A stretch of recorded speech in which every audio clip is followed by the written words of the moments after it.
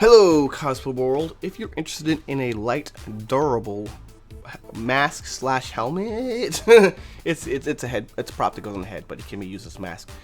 This is definitely the tutorial for you. Now, if you're interested in more details and more extended rant, check out finalcosplaycore.com and get a subscription and all that awesomeness for the matching extended version of this tutorial. But for now, we're going to go into how this was made.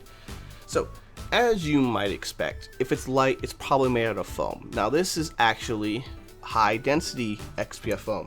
It's a bit more expensive, but if you want something that can take convention damage, this is a very, very good choice, at least for foams. So, as you might imagine, the styrofoams that are cheaper and lighter, less durable. They'll need more work to kind of compensate for that. So, for our purposes, it's totally worth it to spend that $2 typically for me for that extra con damage that it'll take.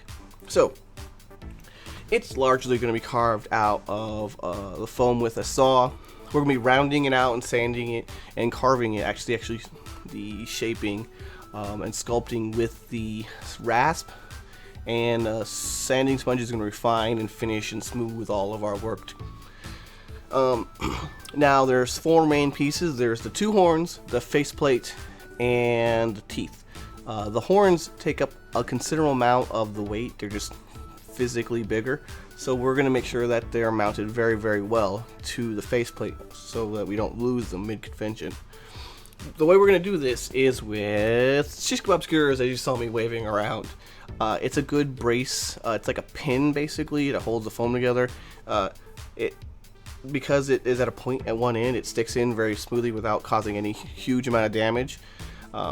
And for the smaller pieces like the teeth, we're going to be using the toothpicks. In addition, they will be supporting the horns. Now, we will also be supporting the horns to make sure they'll go anywhere with the Wonderflex. This is similar to Warble, that can be interchanged, so don't worry about it too much. As you can see, they provide a nice kind of rib cage around it, a shell, so that it doesn't take damage from particular directions. It also helps mount it to the main face. The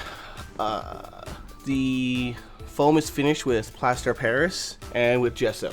It's already white, but we're going to paint it up a bit more with some more white. And one thing I should mention, especially here, is that the foam doesn't take very well to high details, so we're going to be using the plaster Paris to carve in the little nose design there, just a nice little scratches in there for that. But if you're interested in more details, check out finalcosplaycore.com.